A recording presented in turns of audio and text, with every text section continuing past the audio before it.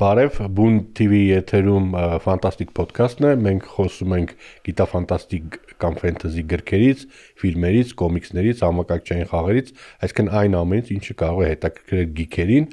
Այսօրվա մեր հյուրն է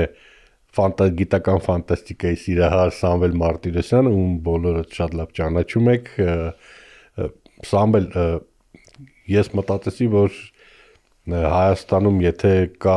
գիկ մշակույթը, ասենք, սոցիալական ցանցերում ինչ-որ ձևով տարածող մարդ ավելի շատ, երևի մեկը դու ես, որովհետեւ պարբերաբար գրում ես, ասենք, քո կարդացած գիտաֆանտաստիկ գրքերի մասին, ինչ-որ տեսանյութերի տեսքով ես հրապարակում կամ գրառումների տեսքով, կամ նաև հենց ֆիլմերի մասին, դրանց էկրանավորումների մասին։ Այսինքն դու գիտական ֆանտաստիկան սիրող հարգող մարդ ես։ Որ ասում եմ փոքրուց, հա, փոքրուց սիրող։ Իսկ հիմա շատ է հնչում են կարծիքը, որ ասում եմ նախկինում խոտ ավելի կանաչ էր, հիմա ոնց որ խամրել է բան եւ այլն, գիտական ֆանտաստիկան էլ նախկինը չի, փոխվել է եւ այլն, քչացել է, դա նույնիսկ տես կարծիքներ են հնչում, քչացել է թե գրականության մեջ, թե կինոյում։ Կինոյի մասին էլ առանձին խոսենք, ես էլ ցավը ունեմ։ Բայց կոնկրետ գրականության մեջ կա տես տպավորություն, որ գիտական ֆանտաստիկան քչացել է։ Լսի, քանակով չեմ կարծում։ Ես հիմա որ ասեմ որակով, կասեք էլ այդ կանաչ խոտի սինդրոմն է, որ առաջի խոտը ավելի կանաչ էր, բայց համաձայնի, որ գիգանտներ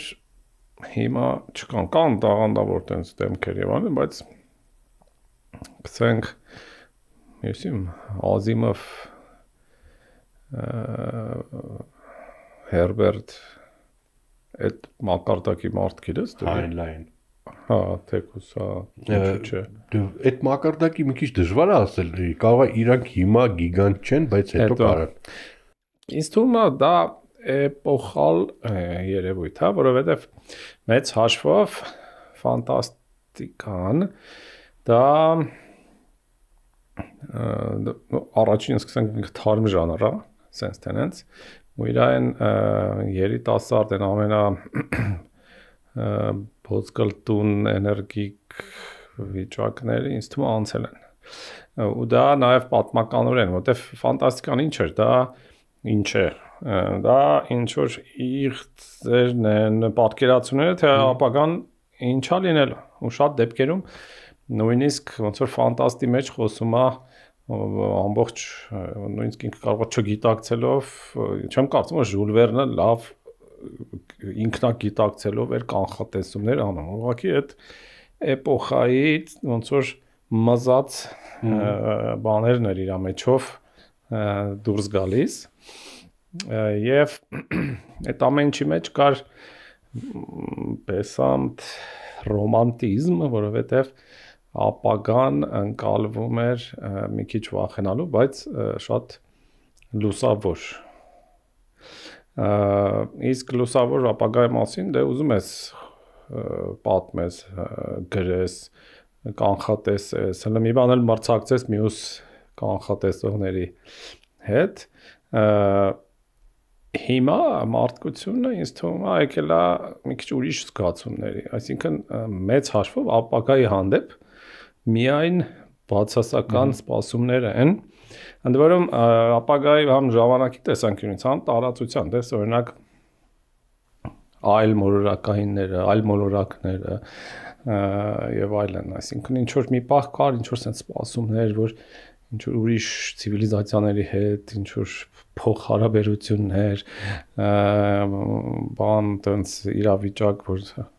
այդ ամեն ինչ դրա տենց եկավ կինոյում օրինակ աստեղային պատերազմներում ինչ որ փաբա մեջը ինչ որ մի 47 ռասայի մասա նստած հետո եկավ Ռիդլի Սկոտը ասեց այդ սա տենց չլինելու մի մղձավանջ շատ մատալնելու դրա կվինտեսենցիան լուցիսինի այդ ինձ թվում է շատ իմ մտքով օրինակ անկում չէր անցնում ինչ որ կարդացի ես մի երկու օր շոկի մեջ էի ինքը այդ իր այդ բանը ոնց էր ասում վայրի անտառի վայրի անտարի մութ անտարի սկզբունքը, որ փաստացի ինգբերման նրան, որ ցիվիլիզացիաները եթե հանգարց հայտնաբերում են, որ ուրիշ ցիվիլիզացիա կա, առաջի ու վերջին միտքն է ոչնչացնել, որովհետև մենակ ված սպասելիքներ կան, այսինքն ինքնա պաշտպանության ամենաառաջին ցիվիլիզացիոն բնազդնա ոչնչացնել ու փաստացի բոլորը լուր են մնում, որ հանգարց ուրիշը մյուսին չտեսնի։ Ինձ թվում է ոնց որ վերջի մեխը այդ երեք մարմինների խնդրով մեխվեց, այսինքն փաստացի մենք եկանք նրան, որ ապագայում զոմբիներ են, էպիդեմիաներ են,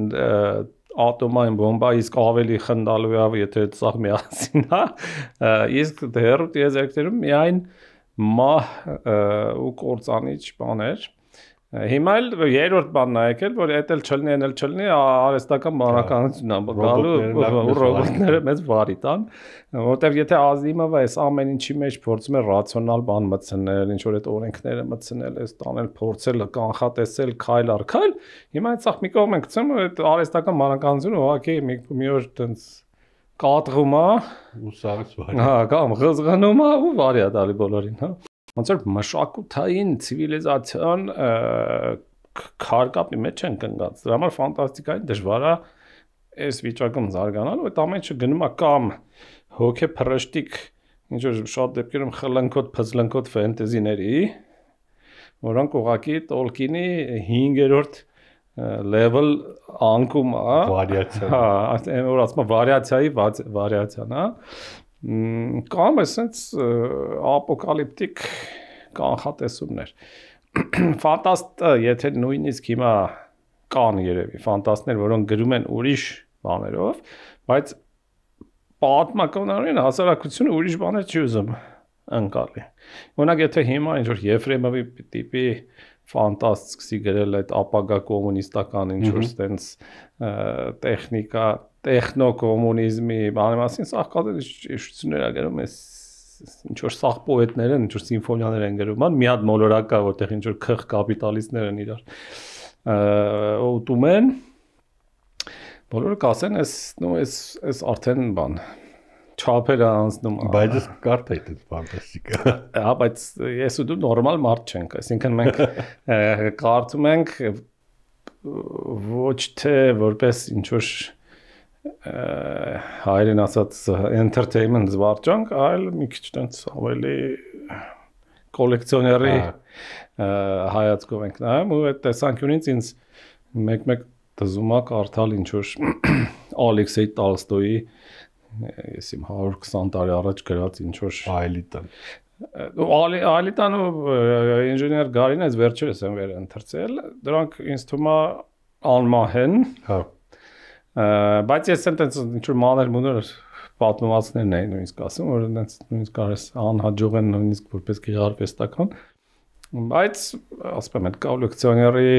բանից ելնելով հավեսով կարդացվում է, բայց հաստատ մեծամասնության հետաքրքիր չի լինել։ Ես օրինակ սենց եմ մտածում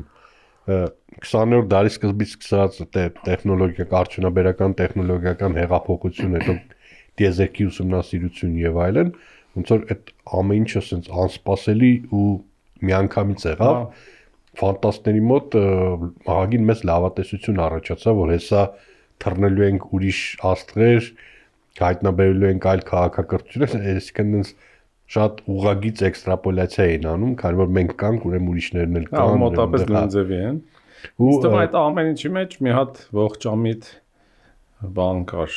գիտակցություն, այդ Հերբերտ Ուելսն էր։ Հա, Ուելսը նույն լյուցիսինի սկզբունքով էր, եթե տեսան, ուրեմն խփելու են։ Այդ լավատեսությունը շատ նաև չիմացությունից էր, որովհետև օրինակ երբ որ ֆանտաստը նկարագրում էր, որ չգիտեմ 10 օրում կամ մի քանի ժամում հրթիռը թռավ հասավ Ալֆա Ցենտավրա աստրին կամ ավելի ուրիշ գալակտիկա գնաց, գիտնականները գոռում են, չէ, ախպեր, սպասեք, հələ մի րոպե, Էյնշտեյնը ասում է, չէ։ Չես կարա լույսի արագությունը գերազանցես եւ այլն, իրանք դա անտեսում էին, ու հետո երբ որ արդեն եկա մի քանի գիտակցում, որ կյանքը ինքը կարա շատ հազվագյուտ բան լինի տիեզերքում, որ ինքը շատ բարդ է, Երկրորդը որ կյանքը ինքնին ինչ որ իր մեջ ինչ որ ռոմանտիկ բան չկա, ինքը սպանող ու խժռող բազմացող մեքենա է, որը գոյություն ունի մրցակցության պայմաններում միշտ։ Ու երրորդը որ լույսի արագությունը չես հաղթարել, այսինքն գիտնականները սա ճշմարտությունը, իրականությունը, ռացիոնալիզմը բերեցին, սա հարամեցին։ Այդ հաստատ։ Ու խեղճ ֆանտաստները սկսեցին ավելի հորետեսորեն, ավելի ցինիկ, ավելի նաև ինչի՞ չէ, նաև ռացիոնալ մոտենալ, արդյունքում ստանում ենք, ասենք Պիտեր Վոտսի գրքերը, որոնք շքեղ գիտական ֆանտաստիկա են, օրինակ կեղծ գուրությունը, բայց իրանք ահավոր նենց հորետեսական են։ Իմ համար ավելի շուտ ոնց որ գիտական բան լինի, դասագիրք, այնքան մեջը գիտական բան կա։ Հա, քան որպես սյուժե, հա, բայց էլի հորետեսական։ Այսինքն այդ էր, ինձ թվում է դա, որ ոնց որ ասում ֆանտաստները հանդիպեցին իրականությանը։ Հա, բայց տես ժանրային հետո եկավ հաջորդ փուլը, երբ որ մարդկության մոտ սկսեցին այդ կլասիկ ավանդական մոտեցումները քանդվել, եկավ պոստմոդեռնը, այդ գիտականն էլ փաստացի բան դարավ։ Կարելի է օրինակ ասել, որ այս ուրիշ բանա իրականությունն է, այլընտրանքային, ու այնտեղ ինչ որ մի բան ուրիշ ձև է։ Այն massive effect-ի պես, այսինքն դու ստեղծում ես ուրիշ լրիվ ուրիշ։ Դու մեջ էլ անընդհատ ինչ որ պոստմոդեռնիզմ է տեղի ունենում, քվանտային մեխանիկան ինքը Նյուտոնի ֆիզիկայի համար պոստմոդեռնիզմ է, որովհետև սա բարի տվեց։ Հա, իմիջիայլոց քվանտային մեխանիկան լավ վառելիք էր էլի ֆանտաստիկայի համար, որովհետև շատերը ջոգեցին, որ կարան ինչ ասես հորինեն դեմը քվանտային բառը ավելացնեն։ Արի վազա որ տես չի։ Հիմա ասենք ցանկացած ինչ որ կինոկոմիքսում մեկը հայտնում է, ասում է, չգիտեմ, քվանտային պիեզոտրոնը հեսա բերեմ ու չգիտեմ։ Հա, ինչ որ կամ արտեֆակտ բառ ես ասում։ Հա։ Ու արդեն վերջ արտեֆակտը ոնց ինչ ուզի անում է։ Հենց այդ հարցեր հիմա ռեալիստիկ գիտական ֆանտաստիկա ոնց որ ավելի բան, ավելի գրականության մեջ ավելի շատ ինքը գիտական ֆանտաստիկան այդքան շատ չի, բայց իր չափավարժնում հենց ռեալիստիկը մեկ էլ այսպես կոչված New World ուղղությունը Վանդերմեեր, Ջեֆ Վանդերմեեր ու ոնց էր սերինակի անունը China Melville լսել ես։ Հա, իհարկե։ Իրանք ավելի ֆենտեզիոտ է, տարօրինակ ֆանտաստիկա է իրանց մոտ։ Օրինակ Անիգիլացյան ինքը գիտականորեն ահագին հիմնավորված գրականություն է, բայց ինքը մեկը տարօրինակ է, ինքը շատ տարօրինակ է։ Ֆիլմը էլ առավել տարօրինակ է։ Հա, ֆիլմը ավելի տարօրինակ է, բայց դա իրավը շարունակեցին, հա։ Այդ երագրությունը Վանդերմեերի ինքը համ միավորում է գիտական ֆանտաստիկան, գիտական պատկերացումները նրա հետ, ինչը ասենք ժամանակին Լավքրաֆտն էր գրում, ասենք խտոնիկ սարսափ եւ այլն։ Ու իր ասածը այն է, որ հա գոյություն ունի տիեզերքը, որը մենք ուսումնասիրում ենք գիտությամբ, ու մեր ուսումնասիրության հետ գնալով տիեզերքը ավելի տարօրինակ է դառնում։ Ինչ էր մեր պատկերացումը Նյուտոնի ժամանակ, լրիվ ժամացույցի բաներով, պտուտակներով աշխատող մեխանիկական հասկանալի ընկալելի տիեզերք ու քվանտային մեխանիկայի լրիվ անհասկանալի, դու չես կարող գիտակցության մեջ դա պատկերացնես։ Դե դետերմինիզմը որ կոտրվեց, ֆանտաստների ձեռքում լավ գործիքակազմ հայտնվեց, բայց այդտեղ իրենց օրինակ այնտես մենք հա ֆիքսում ենք գիտական ֆանտաստիկան, բայց այդտեղ կարևորը որն է, այսինքն ինքը ավելի գիտական է, թե ավելի ֆանտաստիկ է, որովհետև գրող կա, որի համար գիտական լինելը շատ կարևոր է։ Ու ենթարեք Ազիմովը, որը համել գիտական գրքեր էր գրում, պատմական բաներ։ Հա, լավագույնին կասեմ ժամանակակից, դու երևի կարծած կլինես։ Հերբերտի Ձյունան, ինքը Հերբերտը այդ գիրքը ընկալում էր որպես էկոլոգիական գիրք։ Հա։ Ու տենց էլ նամակներում բաներում գրում է, այսինքն ու որ այդ տեսանկյունից նայում ես իսկական այնտեղ ամբողջը ոնց որ էկոլոգիայի շատ տարօրինակ էկոլոգիա է։ Հա։ Բայց ինքը փորձում է բալանսները, բաները գիտականորեն պահպանել, բայց մեծ հաշվով դա այդ գիրքը նաև սոցիոլոգիա է, նաև ինչ որ անտիուտոպիա է, то есть հազար մի բան կարող ես ասել, ու այստեղ հարցը նրանում է, որ շատ կարևոր է թե բուն հեղինակը ինչա հետապնդում։ Մեծ հաշվով այսօր հեղինակներ կան, որոնց համար հենց բուն տեխնոլոգիականն է կարևոր, ինքը դրա վրա շեշտում կան, որոնք ուղղակի բայևիկ են ուզում գրել, էքշնա ու ֆանտաստիկան ավելի թույն է, քան դեպի կարա բլաստերներով, то есть մանիպուլյացիաներ, то есть մեզ անել բան այնտեղ։ Բայց կա որ ֆանտաստիկան օգտագործում է որպես գործիք, հատկապես հիմա ամենամոդայիկ ժանրից դա հենց հակաուտոպիան է, որտեղ այնքան մունդար ժամանակներում ենք ապրում այդ տեսանկյունից, որտեղ տեխնոլոգիաները սկսում են կիրառվել հենց մարդկանց կառավարելու, ճնշելու համար, երբ որ այդ դեպքում հեղինակը կարող է լինի ուղղակի շատ սոցիալական ուղղվածության ու ֆանտաստիկան իր համար գործիք է ցույց տալ, թե ինչ ծայրահեղությունի կարող է հասնի, ինքը ուղղակի օրինակ առաջ է տանում ապագան մի քիչ որ ցույց տա որ հեսա այս սոցիալական խնդիրները քննարկելու համար էլի Black Mirror։ Նո օրինակ, հա։ Ջունայի մասին մի քանի բան ասեմ, Ջունան իմ համար հայնքը գիտական ֆանտաստիկա, բայց ավելի մոտիկա ֆենտեզի։ Եվ ոչ թե այն առումով, որ ինքը ինչ որ կախարդական աշխարհներ է նկարում, այլ ինքը այնքան հեռավոր ապագա է ու տեխնոլոգիաները այնքան զարգացած են, ոնց Արտուր Կլարկի ասած որ իրանց արդեն անհնար է տարբերել մոգությունից։ Հիմա ես ասեմ ժամանակակից իմ կարդացած ժամանակակից ամենաչոր, բայց ամենաբեղմնավոր գիտաֆանտաստ հեղինակներից մեկ, ում անգամ լուսանկար ինտերնետում գոյություն չունի, ու ինքը իր պաշտոնական կայքում, որը ստեղծվել է երևի 1995 թվին, ու այն ժամանակվա տեսքի կայք է ինքը։ Այնտեղ հատուկ գրած էլի մի փորձեք իմ լուսանկարը փնտրեք ինտերնետում չեք գտնելու Greg Egan ինքը ավստրալիացի հեղինակ է ով գրում է գիտական ֆանտաստիկա 4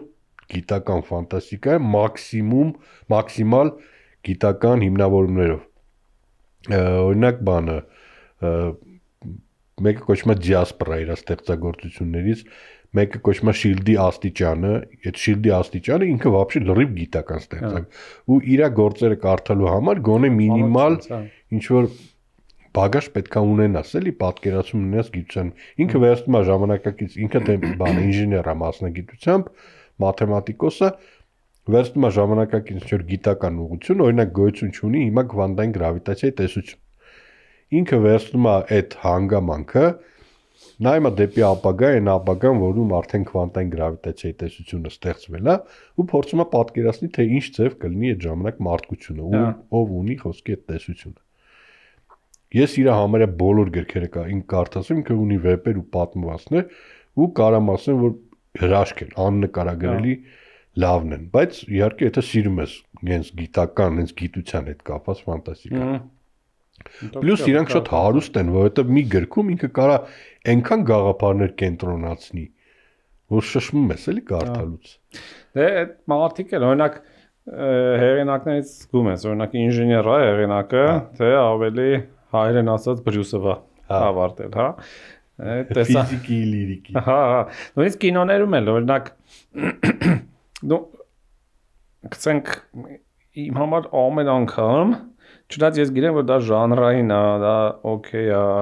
վերջը կինոն թատրոնի մոտ է, այնտեղ ինչ որ պետք է էֆեկտներ ունեն, բայց երբ որ տիեզերքում երկու նավ են թռնում, մեկը մյուսին լազերով խփում, ասեն ճու ձեներ են գալիս, չնայած վակուում ձեն պետք է չգա, այդ ինձ միշտ բան անում չեմ կարողանում ինձ անջատեմ ներվայնանում եմ, չնայած իզուր եմ ներվայնանում, որտեղ հիմա այդ իմացա ես խոդոժնիկ я так вижу։ Լոկասին ասել էին դու չգիտես որ տիեզերքում ձեն չի լինում, ասել են ձենը կդրի կարելի։ Չէ՞ դա ակնհայտ է, բայց օրինակ կան կինոներ, գրքերն էլ հետը, օրինակ այդ Expanse-ը քանի 6 սեզոն, 6 թե 7, կարճաշատ շատ։ Ու ես իրան երկրորդ անգամ հատուկ վերանայել եմ, որ նայեմ ինժեներական մոտեցումներ ու ֆանտաստիկ բան, ամեն բան մտածած է։ Այն ամեն կոշիկից բռնած նստել են ամեն ինչ մտածել են, որ հա, իրականությանը մոտ լինի, չնայած փախածագույն ֆանտաստիկա, այդ քվանտային բաները կան, փախած բաներ կան, որը ոչ մի ձևով չես կարող հասկանալ, դա գիտական է թե չէ, բայց այդ մարդիկ ամաչել են դնել ու ինչ որ կարտոնից բաներ սարքել են լեզուտ։ Expansive ֆինալը մի քիչ դուր չեկա, դա նրանից էր որ գրքերը այդ ժամանակ չկային, ֆինալն երկու գիրքը ոնց ինչքան հիշում եմ։ Game of Thrones-ի։ Հա, Game of Thrones-ին արել, իրանք ֆինալը գրքերն էլ մի քիչ ինչ որ նենց ես վերջինը չեմ կարդացել, հա։ Բանացին էլի։ Հա, բայց ինքը շատ լավ օրինակ է, լավ գիտական ֆանտաստիկա։ Լավ գիտական ֆանտաստիկայի։ Որ համ գիրքը, համ կինոն։ Սերիալային իմ հիմացած լավագույն օրինակը, օրինակ Battlestar Galactica-ն է։ Ինքը ընտիր գիտական ֆանտաստիկա է, ինքը քաղաքական սերիալ է, մարդկային հարաբերություն է, այսինքն չի տարած ամեն ինչ տեխնոլոգիա է։ Իսկ հիմա կինոյում ես գիտես ինչ տպավորություն է իմ մոտ։ Օրինակ երբ որ Միկի 17-ը դուրս եկավ, ինքը նենց նորմալ գիտական ֆանտաստիկա, բայց ինչ որ ես ինչ բան չկա իր մեջ, բայց դուրս է գալիս օրիգինալ գիտական ֆանտաստիկա ու դու ուրախանում ես։ Հա, որ ուղղակի նորմալ զրկում դրանից։ Նասի դե ասում եմ մարդկանց հետաքրքիր չի տարօրինակ կարող է թվա, օրինակ տպավորությունն է, որ մարդկանց մի պահ հետաքրքրում էր, չէ, որ այլ մորակայինները գալիս գրավում են Հայաստանը, ասում եմ Հայաստանը աշխարհը Հայաստանն էլ ներառյալ ու այդտեղ տենց իշխում են եւ այլն մարդկանց բան, բայց հետաքրքիր է որ այդ ժանրը թվում էր թե ինչ որ մեծ բան կա չստացավ օրինակ զարգացում ու վերջի բաները սերիալները թեմա որ եղան մաքսիմալ նենց էր արվում որ այդ այլ մորակայինները չէին երևում այնտեղ ինչ որ կոլաբորացիոնիստներ էին ներկայացնում իրանց մարդկանց մեջից ինչ որ ավելի շատ նման էր նացիստների օկուպացիան Ուկրաինայի քան տենց որ այլ մորակայինների որտեղ ինչ որ հենց ուկրաինացի տեղի պոլիցայներն էին եւ այլն ու մեծ հաշվով որ նայես ամբողջ ֆանտաստիկան հիմա վերածվել է երկու բանի, էլի կամ կոմիքսների էկրանիզացիա, որը էլի անկում է ապրում։ Հա, հիմա հատկապես։ Այս վերջի մի 2-3 տարին ուղղակի անտանելի է, որ cringe է նայելուց։ Ու մեկ էլ զոմբիների թեման է։ Ոնց ֆռում ես մարդկանց ահավոր զոմբիների թեման հետաքրքրում։ Ընդ որում ինքն ոչ էսթետիկա կա մեջ էլ դրանք անդուր են բրեկներից հոտա փչում եւ այլն բայց մարդիկ հավեսով այդ թեման անընդհատ գնում է ու փաստացի ինչ որ կիսա միստիկ բան է այսինքն հենց բուն գիտական ֆանտաստիկան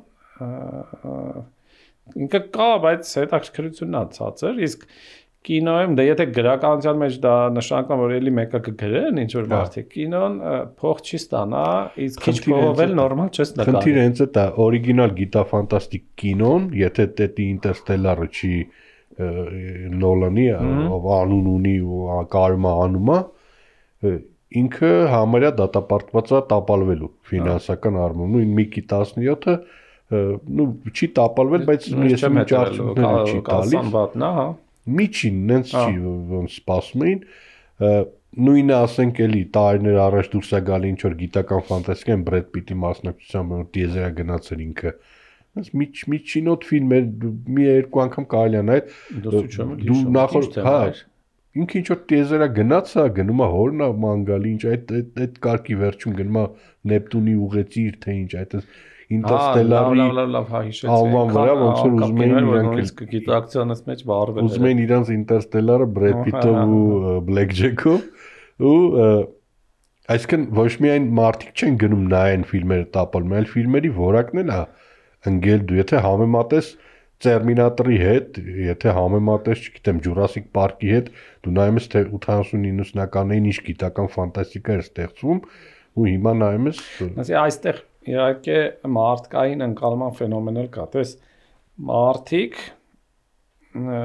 շատ ավելի քթի մազ են դարձել։ հա, Մարդիկ որ ես նայում եմ կինո, որ նայել եմ, նույն Terminator-ը, այսինքն առաջի Terminator-ը նայում ես, հիմա իհարկե Terminator-ը հարգանքով ես նայում, որտեղ կո մանկության ֆիլմերից այվան, բայց դե տեսնում ես էլի որակ էֆեկտները, այնտեղ ինչ որ փուստ տված բաները եւ այլն։ Ու հիմա այդ ձև եթե մենք ներում ենք, որտեղ գիտենք որ դա 5 կինո է։ Եթե հիմա Terminator-ի որակի կինո նկարվի, մենք ասենք լավ է, մեզ լրիվ ձեռ են առնում, այսինքն մենք ուզում ենք, որ ամեն ինչ, այսինքն մազերը, էֆեկտները սիրուն նկարած լինեն, իդեալական լինեն, ու եթե ռոմանտիկ ինչ որ սիրահարական կինոն դու կարաս առանց էֆեկտների հեշտ նկարեց, այնքան որ մի հատ սիրուն աղջիկ, մի հատ սիրուն տղա գտնես, հետևից էլ դաշնամուրով մեկը ինչ որ այնց փսլնկոտ երաժշտություն նվագի, ու դες լիքը մատ կզրա։ Ֆանտաստիկան շատ բարդ է նկարել այսօրվա մարդու համար ցածր բյուջեով։ հա, Դրա համար գնալով այս ամեն ինչը բարդ է, օրինակ այդ ցածր բյուջեի օրինակը այս վերջի Ձյունայով սերիալներ Չգիտեմ նայել ես թե Children of Dune էկրանավորում իբր։ Չէ, Children of Dune չէ։ Բանը չէ, James McAvoy չէ։ Prophecy Հա։ Այս հենց վերջը մի քիչ տարի առաջ վերջացա։ Չէ, դու գնացիր հետ։ Հա, այս Այն քիչ թե շատ նորմալ է։ Վատներ։ Այս մեկը որ էր ուղղակի։ Ոչ մի բան տեղի չունենում մեջը։ Դե ու ասում էին որ որովհետև սցենարիստների համար բյուջեն քիչ ա եղել, սպեցէֆեկտների համար բյուջեն քիչ ա եղել, ու տենց կարտոնով սիրուն ինչ որ նավեր են ինչ որ սարքել։ Ու ֆիլմերին բերել էին իր նույն դերն էր խաղում, բան Rise by Wolves։ Հա, Իդեպ Rise by Wolves-ը իմ մեծ ցավերից մեկն է, որովհետև ինքը հրաշալի սերիալ էր, ինքը լավ սկսվել էր։ Ես ես վերջերս վերանայեցի։ Լավ հետաքրքիր։ Ու էլ ավելի շատ մանտրաժ ընկա, որ կեսից բրթեցի։ Ու ոնց կոտրեցին էլի։ Ես այդ տիպի ֆանտաստիկա եմ ուզում։ Դե ինքը հենց այդ ֆանտաստիկան է, որ թանկ է ու նաև քիչ կա, որովհետև action-ը քիչ էր, այսինքն ինքը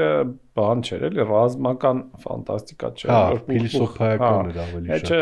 շատ խուճուճ էր, շատ հետաքրքիր էր այդ մարդկանց ծայրահեղությունը, մի կողմից տեխնոկրատներ, որոնք արհեստական բանականությանն տակ են գտնվում, այդ կողմից ինչ որ ֆանատիկներ են, կրոնական եւ այլն, մարդիկ հավես չունեն այդքան խորանալու։ Իրականում հասկանում ես, եթե քո սերունդը եկող TikTok-ի վրա է զարգանում, դու մաքսիմում կարաս ֆոկուսներ ցույց տաս, ֆանտաստիկա տենց երկար սյուժեով բանանելով, քնալով քիչ ուշադրությունները համը չի կենտրոնանում, սյուժետային բաները։ Հետո պետք է ամեն ինչ ասես, նամյոկներով, բաներով չես կարա։ Սոնց տեղում պետք է ինչ-որ մեկը հելնի հայտարարի, այսինչը սենց բաներ, այս որ տեսակ ես, սենց է։ Բայց որ չէին ասում, ոնց էինք մենք այդքան ասում։ Որովհետև մենք սովորեինք տողատակերի մեջ մանգալ, որտեղ մեր ինֆորմացիան քիչ էր, մենք բահը ձեռներս անընդհատ ման էին գալ։ Հիմա այնքան շատ է, որ հակառակ էֆեկտ է տալիս։ Օրինակ հին ֆանտաստիկայի թեկուզ ֆիլմերի կամ չգիտեմ, գրքերի մասին կարող մտնեիր ֆորումներ ու հազարավոր էջերով քննարկել ինչ-որ մի հատ էլեմենտ, որը չի բացատրվել ու ինտերպրետացնում են մարդիկ։ Այդ բանը մահանում է, էլի, այդ ոճը, գիրք, կինո, խաղ ընկալելու մաքսիմում օրինակ խաղերում այնտեղ չիտերը իմանաս։ Իդեպ քեզ ասեմ, հիմա այս պահին գիտական ֆանտաստիկան վերածնունդ է ապրում հենց համակարգչային խաղերում։ Խաղերում շատ հավանական է, որ ու ընդ որում քանի որ խաղերի որակը պեսամտ լավանում է ու ինչ որ պահի, այդ պահը ինձ թվում է շատ մոտակա ժամանակ է։ Գալու է որ դա փոխարինում է կինոն։ Այսինքն դու փաստացի նայելու ես կինո ու իր լավ են ալնել, որ դու ես մեջի հերոսը ու կարաս սյուժեն այս կողմեն կողմ տանես։ Դու էլ մասնակցելու ես էլի։ Այդտեղ կարող է ինչ որ նոր զարգացում գնալ։ Հա, գիտական ֆանտաստիկան ամեն դեպքում ինքը կմնա, ասենք խաղերում, կմնա ուրիշ բաներում։ Ուղղակի ինձ թվում է մեզ հիմա մարդկությանը ինչ որ մի հատ տրիգեր է պետք, չգիտեմ, դաժե արհեստական բանականություն, որ ես հիմա որ հետ եմ նայում, ես ասում եմ, լավ, ոնց մենք բան չարեցինք էլի, ոնց հա ինքը չեմ ասում բանականություն է խիստ իմաստով, բայց ինքը մի հատ տեխնոլոգիա է, որը 5 տարի առաջ լայն հասարակության համար աբսոլյուտ գոյություն չուներ։ Ինչ որ գիտենք որ դες բան կա, բայց աչքով հետ չէ։ Ու հիմա ինքը դարել է այնց առօրյական, բայց դու որ խորանում ես թե ինքը ինչ էական կարևոր գործիք է ու այդ գործիքը ոչ մի տենց աղմուկ չառաջացրեց հանրության մեջ, որ տես ցնցումներ ու նաև բերեր ինչի՞ չէ գիտաֆանտաստիկ ստեղծագործությունների կամ կինոյի։ Դասի դե խնդիրը առաջ հակառակն էր, առաջ ֆանտաստը գրում էր ու առաջացնում էր ցնցումներ։ Հա։ Որտեվ ֆանտաստները ունեին տենց սոցիալական բարձր դիրք ու մարդիկ սպասում էին ինչ կհայտնվի, ինչ կանի։ Հիմա քանի որ այդ կանխատեսումները, բաները տեխնոլոգիական ավելի շատ բլոգերների մոտ են անցել, որոնք ինչ որ 25 րոպեվա մեջ արագ ինչ որ ցույց են տալիս ռոբոտ շունը ոնց է վազում, ոնց կարա քացով խփել ինքը ընկնում է էլի հելնում է, մյուսը գալիս էլի քացով խփում է ընկնում է հելնում է։ Ու այդ ամենը այնպես պրոֆանացիայի է ենթարկվում։ Պարզա որ տերերի բանա եղել փոփոխություն ու այլևս ընդհանրապես դա ամբողջ բանում է գտնվում էլի, այսինքն մտքի գիգանտներ գրեթե ոչ մի ոլորտում այլևս գոյություն չունեն կամ նրանք կորպորատիվ բնույթ են տալել, ասենք կենսաբանություն, քիմիան, արդեն մարդիկ չկան։ Մեկ-մեկ որ մեկին Նոբելյան են տալի, իմանում ենք որ սա մարդ կա, որ մեկ-մեկ բարձում է հայ է։ Բայց մեծ հաշվով մենք իմանում ենք որ այսինչ կորպորացիան հայտնաբերել է ինչ որ նոր բայց հետաքրքիր է ֆանտաստիկա կարող ենք վերածում ենք hive mind-ի կոլեկտիվ գիտակցության ենք վերածում քիչ առնվազն իշխանությունները բոլոր երկրների կուզենային որ մենք տենց դառնայինք սմարթֆոնը ավելի հեշտ է կառավարել սմարթֆոնը վերածում է ուղեղի նոր կեղևի ինտերնետն էլ այդ բանն է ուղեղների միջև կապերն է շատ հավանական է դեպ լավ իդեա է դա երևի ես հետաքրքիր մտքի վրա էլ եզրափակենք շատ շնորհակալ եմ որ եկա շատ հետաքրքիր զրույց էր ես մերսի կհանդիպենք հաջորդ հաղորդմանը